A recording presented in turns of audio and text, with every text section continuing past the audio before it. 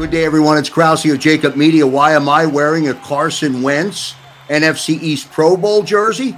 Well, it's the only jersey I will not be able to give away this season, but we will be giving away 10 Devonta Smith jerseys at our 2021 NFL schedule release special broadcast, all presented by Pure Bull. The broadcast will be Wednesday night, 8 p.m. to midnight.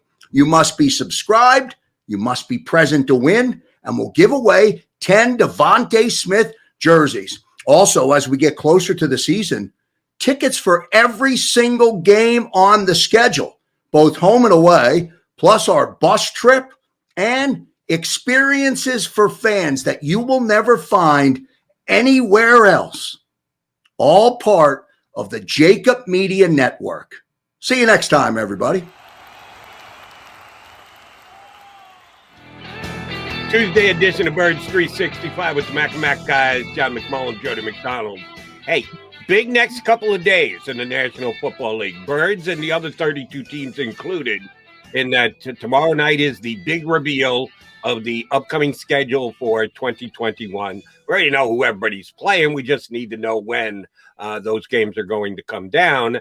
And then at the end of the week, first rookie mini camps. All the guys drafted and signed as undrafted free agents get to show their wares in town with their new teams. Here to give us some insight from a Bird's perspective, and we might ask him an overall NFL question or two, is writer from CBSSports.com, Jeff Kerr. Hops aboard with us here on Birds 365. Jeff, Jody, John McMullen, how you doing this morning? Oh, I'm doing pretty good, Jody. Just getting ready for the schedule release, getting ready for the NFL season. We're almost at that 100-day point. 100 days. You're right, Jeff. So excited. We could play It's a Win, It's a Loss in May, which will always be very meaningful. But I did want to ask, you got to talk to Devonta Smith before the draft. I should have mentioned that pre-draft, talking about a potential reunion, I believe, with Jalen Hurts. And obviously it ended up coming to fruition, which was a bit of a theme, by the way, at the top of the draft. If you think about Jalen Waddle and Tua, and you think about Jamar Chase and Joe Burrow, getting this chemistry back together.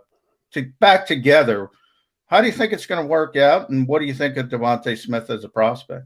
Well, it was funny, John. When I was talking to him, I just happened to bring up, I'm like, well, I'm from Philadelphia, and, we're talking about the Eagles, and he said, well, I don't know that much about them. And all of a sudden, he goes, oh, yeah, Jalen Hurts is there. I'd love to play with him. And, I was like, so what's the deal with the Eagles? Like, if you talk to them? And he wouldn't leak that info, but he was like, well, he didn't say it out loud, but you guys know. It's one of those, well, they'll trade up to get me if they have the chance. I'm like, all right, I guess that's who they're going to trade up for. It's not going to be a cornerback, or maybe the Eagles knew a cornerback was going to be off the board. I don't know, but I love the fact that he's paired with Hurts. I think that helps him. Devonta Smith was like the number 4, number 5 wide receiver on that depth chart in 2017, and he caught the winning touchdown pass against Mississippi State. That was his only target of that game, and Hurts threw a perfect strike to him. And I remember talking to a couple Alabama people. They said Hurts knew exactly where he was going to be on that play, and that's why they went to him. And if they're doing that as freshmen, what are they going to do now, 4 years later? They have that chemistry. They have that repertoire. I think it's going to be really exciting for the Eagles offense. Want to get your take on this. Draft night. Jalen Hurts gets selected, as John just noted, to be receiving balls from another former Alabama quarterback, his buddy Tua Tagovailoa. But he gets picked first, and they had all the draft picks separated in the back in their own little room, and they came out to that general area in the middle and dapping and high-fiving and everything else. And we saw Jalen celebrate with Devonta there, but that meant that Jalen Waddle was coming off the board first. And Devonta had to hang around for 3 more picks before he heard his name called. Good rivalry between the two. Will Smith now be able to use that as motivation that, I should have been the first wide receiver, certainly the first Alabama wide receiver taken. I know they're friends and they looked excited for each other, but can he turn that into a motivation that he did get passed over for his teammate? I almost think this could be like the Justin Jefferson thing with the Vikings. Like, wait a minute, you chose Jalen Reagor over me? Like, are you serious right now? I was the 4th wide receiver taken in this draft. I'm the best wide receiver in this class. I feel like Devonta Smith, his accolades speak for themselves. And, Jalen Waddle, he had a really good year last year, but it wasn't on the level of Devonta Smith. And Jamar Chase had all those records in 2019. Devonta Smith basically looked him in the eye and said, man, I can beat that. And, I think that is going to be motivation for him. It goes, look, what do I have to do here? If you're going to knock me because I'm 166 pounds, but I literally play in every game, I never get hurt. And, he was hurt once in the national championship game. Oh, by the way, he had 12 catches for 215 yards and 3 touchdowns in the first half of that game. So who knows what he could have done. Yeah, this is going to be excellent motivation for him to prove to the NFL world, like, you guys made a mistake. Like, you should have paired Tua with me. Or Cincinnati, you wanted to be dumb enough to take a receiver at number 5. You should have took me. You shouldn't have took Jamar Chase.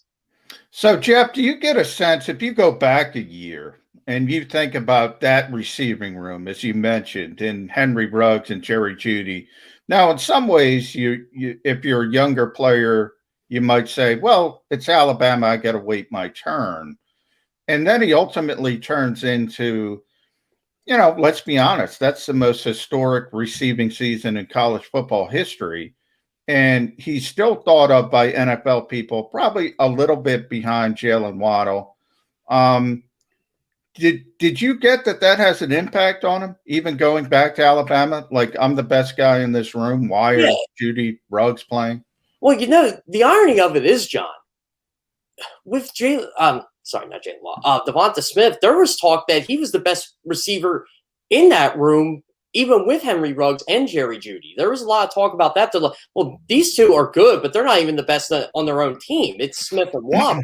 And a lot of people were starting to think that they're like, okay, this, like, last year's wide receiver class was historic. What's going to be this year's? And I feel like that motivated Devonta Smith to be even better after seeing the year that Jerry Jeudy had, after seeing the year that Henry Ruggs had. And, Henry Ruggs was the first one taken at 12. And I'm thinking to myself, well, wait a minute, are we going to actually have, like, Devonta Smith and Jalen Waddle, if Jalen Waddle was healthy, which, he ended up only playing 5 games.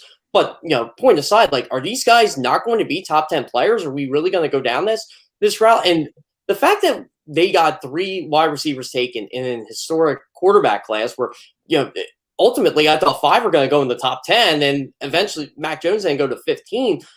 I was kind of surprised by that because these guys are such difference makers at the position. And it almost seemed like they were going to fall to, Devonta Smith was going to fall to the Giants and Jalen Waddle was going to fall to the Eagles at 12. That's how it looked like it was going to be. But the Eagles had to make their move to trade up to get a guy like that or they were going to miss out again. And I'm sorry, I just don't think Kadarius Toney or Terrence Marshall, as good players as they are, were going to move the needle like Devonta Smith did. Jeff, the pressure now on Devonta Smith is palpable. It is what it is. Not so much the fact that he was the Heisman Trophy winner, because he did fall down to number 10. I thought he was going to be a top 5-6 pick. So that should relieve some of the pressure, one would think. But he's joining an Eagle Corps that didn't get the job done last year, that we're not sure exactly what they are going to bring to the table. What is Jalen Reagor going to be this year? Will J.J. Arcega-Whiteside ever contribute? He's the man in that room right away. Is he up to the challenge? Will that be something that motivates him? I think one thing that's going to help Devonta Smith is he doesn't know about the Eagles' history of failed wide receivers. He doesn't know about Kenny Jackson being the number 4 pick in 1984 and he didn't pan out. He doesn't know that the Eagles really haven't had a true number 1 wideout since Terrell Owens. Like, he knows who Terrell Owens is, but he doesn't know about the history of, especially the recent history of Eagles and wide receivers. I mean, if you look back on it, the Eagles only had, I think, 2 Pro Bowl wide receivers they drafted since 1990, and one of them is Fred Barnett. So, make of that as you will. I think he's going to walk in there and he's going to say, look, I'm the top dog. I'm going to be the guy to change the culture in this locker room. And I think that's how guys like Devonta Smith look at that. They learn from Nick Saban and Alabama. And he's had different offensive coordinators there too. It wasn't like he had a single offensive coordinator at Alabama. He's had Sarkisian. He's had guys come in and out of there, Lane Kiffin, and he still was able to produce. And I feel like now when you get to a wide receiver savant like Nick Sirianni, it's going to benefit him tremendously. He's going to learn from him, and I think he's going to be one of those guys who just makes an instant impact in this league. And whether it's the confidence is definitely there, and that's one thing I always liked about Jalen, right? The confidence is definitely there. It's whether the numbers on the field can produce, and I think we're going to see both. We're talking with Jeff Kerr from CBS Sports. Thrilled to have you, Jeff. I want to talk to you about the position, the value as a whole, because you mentioned historic wide receiver classes, really last year, this year, potentially. Justin Jefferson is a name you mentioned. He had an historic year for rookie wide receiver in this league. He went to a team that was pretty good. That team went backwards. Now, it wasn't his fault. Defensively, they had so many injuries, so many losses in free agency. Nonetheless, my best example of this is Calvin Johnson, who was one of the great receivers of all time, went number 2 overall, first ballot Hall of Famer. What impact did he have on the Detroit Lions? My question is, can a wide receiver have enough impact to be in the top 10 conversation? Or is it about circumstance in that this was a very weak year when it came to edge rushers, and not weak, but not as strong with offensive linemen?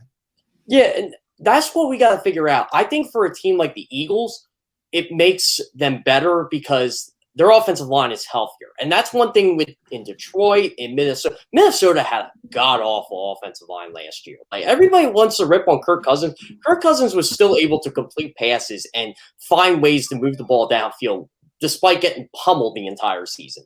And that was one thing I was getting frustrated with Carson Wentz last year. I know he didn't have the receivers Kirk Cousins had, but he had a different makeshift offensive line and all that, and they weren't able to produce. And this is why I felt the Eagles needed to get a wide receiver in there, because they needed to help Jalen Hurts no matter what. Like, they couldn't go into the year with Travis Fulgham and Jalen Reagor and J.J. Arcega-Whiteside and Greg Ward. They just couldn't. Like, the Eagles haven't had a wide receiver get over 600 yards since Nelson Aguilar 3 years ago. So they needed a guy like that in there. Do I think this translates to more wins immediately? Yes. Long term, we'll have to see. The Eagles have to continue building in the trenches. I like what they did at defensive tackle. Edge rusher, again, outside of Brandon Graham, we really don't know if Derek Barnett and Josh Sweat can take that next level, but they are good edge rushers there. Linebacker still a concern to me. Again, you're right, John. It's a whole team effort, but I feel like if the Eagles get good over time, we're going to look back at this Devonta Smith pick and say, hey, you know what? This started everything. This is going to be the difference maker for them. Let's stay in the trenches because Johnny Mack loves that stuff. I think it has to do with he thought that's where the Eagles were going in the first round. I always think that. Yeah, I say it was going to be outside, so. And it ended up being Mr. Smith. But they went right back into the trenches with their second pick and took Landon Dickerson, who, of course, is an injury risk player. If he can stay healthy, could be a steal in the second round because he's got Pro Bowl type potential. But in doing so, they did skip over the cornerback position. And they did so again in the third round and didn't go to corner, probably the area of biggest need on this team until the fourth round. Do you tip your cap to them and say you didn't worry about immediate needs of 2021 and didn't overdraft a corner there and got the best positional player, even if he comes with an injury risk? Or do you say, how do you not get a corner in a draft where you so desperately need corners, not till the fourth round? What was your take on Howie Roseman's direction after Devonta Smith? I thought he took a playbook from Chris Ballard, who the Colts didn't draft the left tackle at all. They just decided we need one, but we are not going to reach for one. And where it ended up on the board, there wasn't any worth taking. And they were fortunate enough to get Eric Fisher in free agency. And that's how I kind of looked at the Eagles draft. It was, okay, do we really want to draft a cornerback here at 37? I know there were guys that are worth it, but there are a lot of talented offensive linemen. Then the Eagles started the trend after they selected Dickerson. Offensive tackles and offensive linemen just went off the board like crazy. I think there were 10 or 11 that went in the second round of that draft. And the Eagles got arguably the best one because he can play center, he can play guard. If he's healthy, he's a bona fide starter, probably going to be a Pro Bowl level player. I'd love to watch Landon Dickerson at Florida State. State, at Alabama. I thought it was tremendous for them. They have a long-term replacement for Jason Kelsey. Whenever he decides to hang him up, he probably could start at guard this year if he was healthy. That's how highly I think of Landon Dickerson. But yeah, they could have gotten an Asante Samuel. They could have gotten an Aaron Rodgers in the third round. As we saw, they traded down because they obviously felt Milton Williams was a more valuable selection there, and that's fine. They helped out in the trenches, but it seemed like if they were going to go cornerback, it was going to be in the first round, and the two cornerbacks that were worth taking that high were off the board. So you trade up and you get Devonta Smith, you get the best player available, and it seems like that's what they stuck to their board at number 10, at number 37, and when they traded down at number 73. And I didn't think they reached for Zach McPherson. I thought he was fine being a fourth-round talent. I'm glad they didn't trade up in the third round to get him, but I'm glad the Eagles felt so highly of him. They were pretty pumped up when they got the pick. But I agree with you, Jody. I just a little worried that they're going to put too much pressure on Zach McPherson because they don't have a cornerback. Here's the thing. There are some decent guys available in free agency, but I just don't know why the Eagles aren't getting them now, or maybe they're just waiting a bit. Who knows? Well, you mentioned Milton Williams a little bit, Jeff, and you said they liked him. Well, not everybody. Yeah, not everybody. That was the big kerfuffle with Tom Donahoe, Howie Roseman. I think it was a little bit overblown. But nonetheless, in this draft of all drafts, I see Tom Donahoe's perspective. Around the league, the thought was it's not the deepest draft in the world. So why are you going down 3 spots to get an extra 6th-round pick in a draft? You don't really want an extra 6th-round pick. So did you think Howie was trying to do a little bit too much there? Yeah, I did. I felt the same way that you just thought. Why would you trade down in a draft that probably after 125, there wasn't anybody worth taking? They were all pretty much, they weren't even 4th-round talents. They were probably 6th-round talents. And then when you got to the 5th round, these guys would be undrafted free agents in a normal year, but because of COVID, obviously. So, and what bothered me was when the Eagles got that 5th-round pick from Washington for 2022, I'm like, great move, Howie. What pick did you use to get that? Oh, wait, you didn't even use the 6th-round pick you traded down for. You actually selected at 191. So, yeah, I didn't understand trading down there. I get Howie Roseman likes to trade. He can't help himself. But I don't know. Trading from 70 to 73, I thought at 70, you could have just got Milton Williams there. Maybe the Eagles had him higher on their board than most other people. And the defensive tackle from Detroit was obviously the one that Aleem McNeil. Yeah, Aleem McNeil. Yeah, that seemed to be the one that they had disagreements on. And I'm thinking, well, maybe the Eagles wanted Aaron Robinson. They thought he'd go down, but then the Giants traded up and they were able to get him. So who knows how everything played out. But yeah, I just didn't like Howie Roseman getting too cute there. Everybody was praising Dave Gettleman for trading down twice. And I'm like, okay, yeah, he got the 2022 1st-round pick. That's great and all. But this isn't the draft you trade down, Trader Dave. This wasn't the draft to do that. I know you got the 1st-round pick, but I don't know. To me, like, I would have been highly disappointed if Eagles were to trade down in the 1st round just because of I don't even care about 2022 at this point anymore. It was one of those when you trade down from 12 in a draft where there were 15 bona fide players, taken. I don't know. I just never understood the trade down this year. It's funny that you go there because Mike Sando, who writes for The Athletic, yesterday conjectured the Eagles actually didn't play the draft day game as well as they should have or could have.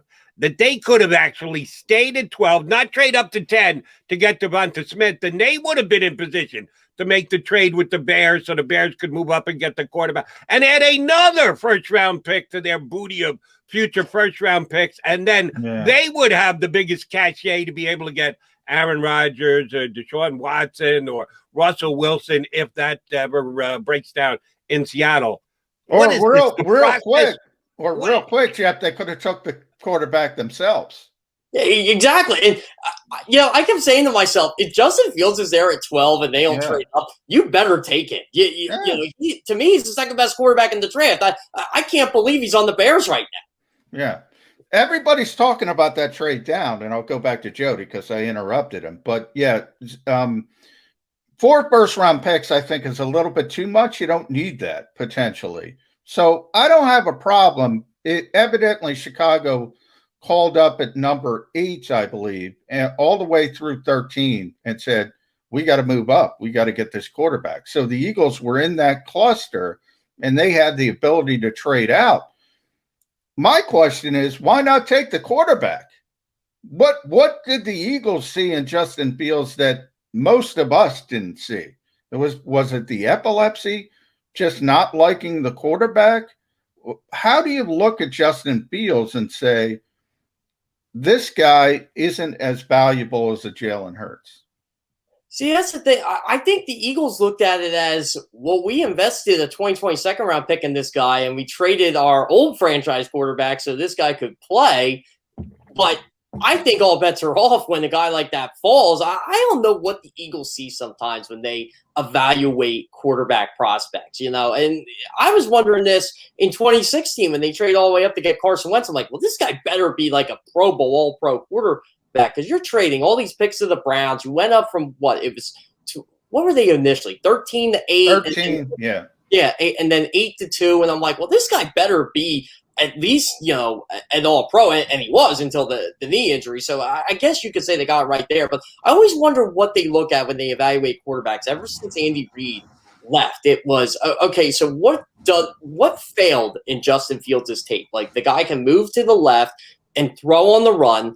Ohio State, I thought Ryan Day actually did a terrible job managing him because he was better than his numbers indicate, and he was the first Big Ten quarterback to throw for 40 touchdowns and I think run for 10 touchdowns in the season. And I don't even think Day ran him enough. I felt like he hindered him a bit.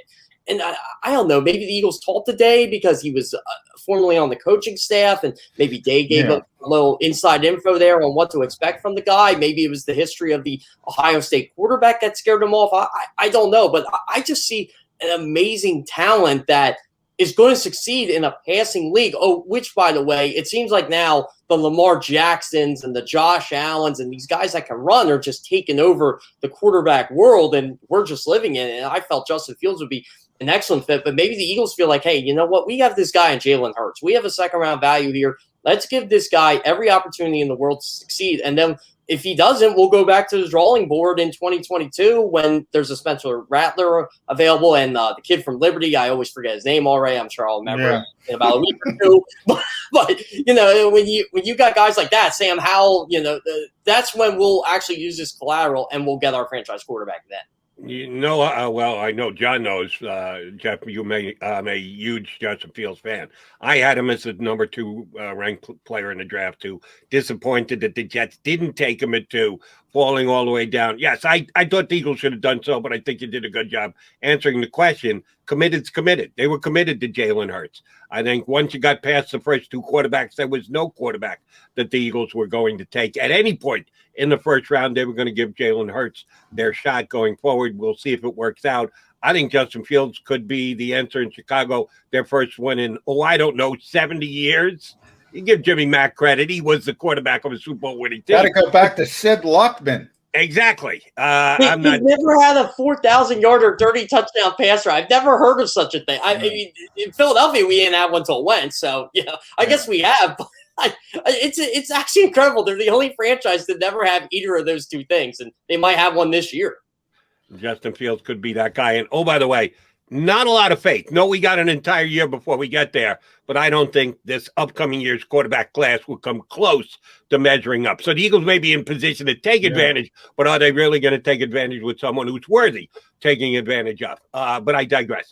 The old saying is you never get a second chance at a first impression.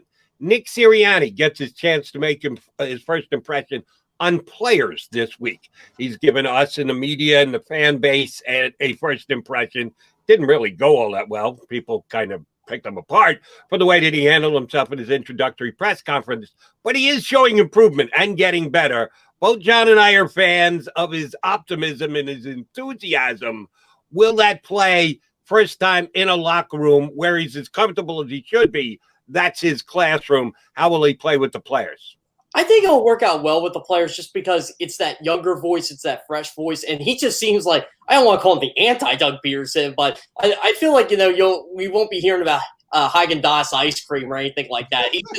He's gonna come in there and he's gonna be like, "All right, boys, we're not gonna play rock paper scissors today. We're gonna talk about football. And you're gonna compete with me, and I'm gonna show you this. I'm gonna show you that." And you know what? As someone who I didn't play a high level of football. I played high school football, but I always liked coaches that were always fired up and they got you ready to go out no matter what it was. And like, wow, this guy's excited to come out here. Why shouldn't I be? And I feel like he's going to be like that exciting teacher on the first day of school that, we're going to learn all this stuff. We're going to get better. And I just think the guy's going to be a good motivator for them. I don't think it's going to be like a quiet motivation here. He's going to try to get these veterans, if any veterans show up, I should say, all riled up. But the rookies here, I think that this is going to be their first taste of an NFL head coach, so it's going to be new, it's going to be different, and it's probably going to be very familiar to what they've experienced in college. Because I know a lot of college coaches are like Sirianni. They get very excited about stuff. It's they want to have fun at their job, and they want players to have fun at their job, and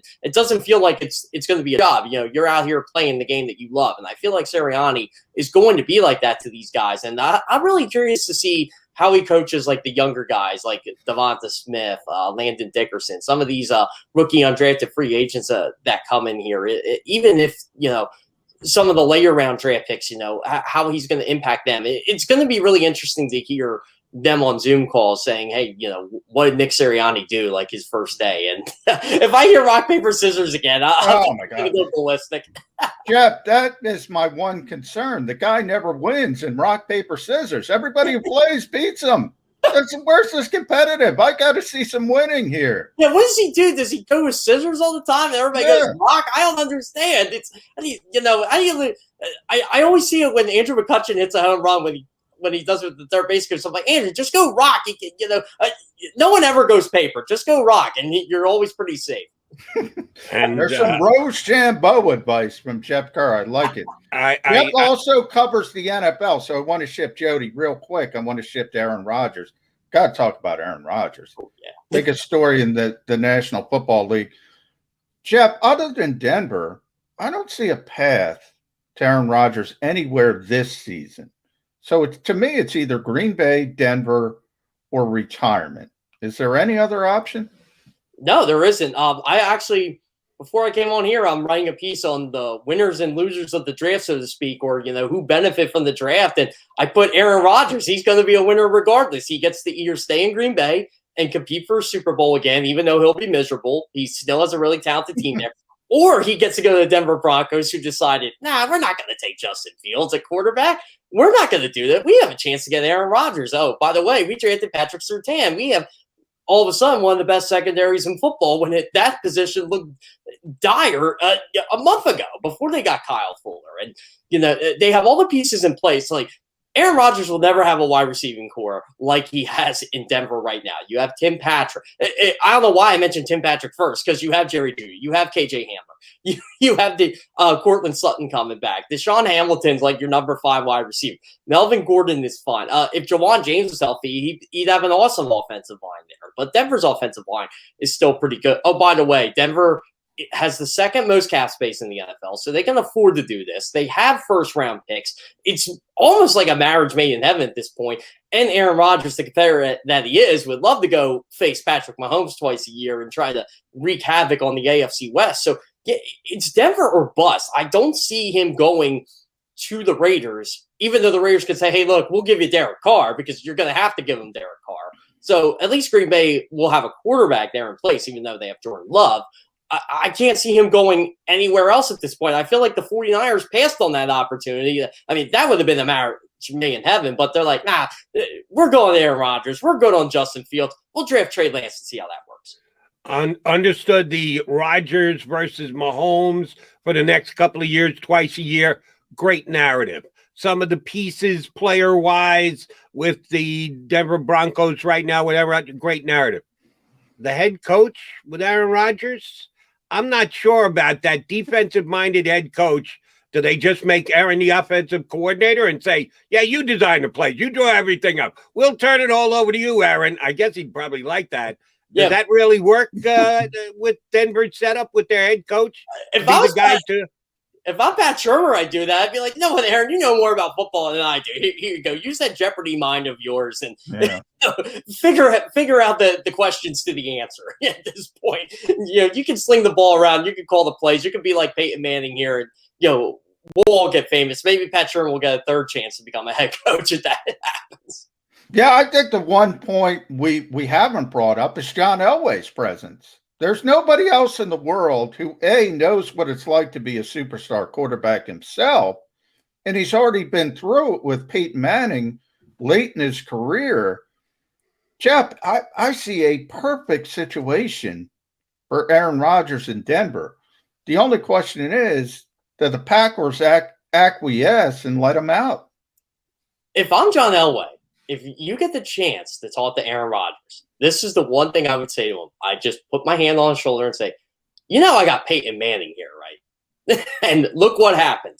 And they won games. Manning wasn't Manning when they won the Super Bowl, but they went to 2 Super Bowls. They won a lot of football games. Denver was the best team in football for a 4-year stretch there. This could be us. We have the pieces in place. And yeah, that's the thing. It's where the Packers will let this guy go. And if I'm Green Bay, I'm certainly not letting him go because he's Aaron Rodgers. But if you get a killer trade haul for him, and if you're ready to just reset the franchise and think Jordan Love is the guy, which I don't think they think he's the guy yet. But at the same time, this is Green Bay was a franchise. I don't know if you remember this, John. Green Bay selected a quarterback in the second round the year Aaron Rodgers was supposed to start. Yeah. So they brought in competition for him. And because I don't know what they didn't think he could do it or what the difference was there. But in Denver, he is going to be the alpha male. He's going to be a superstar. And like you said, John, they've had good quarterbacks there. Craig Morton, in a way, was a good quarterback for them. He took them to a Super Bowl. There's a lot of pressure to win in Denver just because of the presence of John Elway. And John Elway can get Aaron Rodgers through that. I mean, John Elway is already a godlike figure in Denver anyway. Can you imagine what Aaron Rodgers is going to be the minute he shows up there? Jeff, last one for me. If your editor at CBSSports.com assigned you to be on the call for the introductory press conference for Tim Tebow for the Jacksonville Jaguars, will you be Zooming 25 minutes early, or will you have major computer issues that will not allow you to take part in the Zoom of the reintroduction of Tim Tebow to the National Football League? I wish Urban Meyer was in that press conference because I'd say to him, Richard Rodgers, Trey Burton, they don't have jobs. What makes you think he should have them, right? That's all I would say. I can't believe this guy, he works hard. He gets all these... he works hard. He's following his dream. Yeah, we all follow our dreams. Give me a break. This guy should have changed the tight end 10 years ago.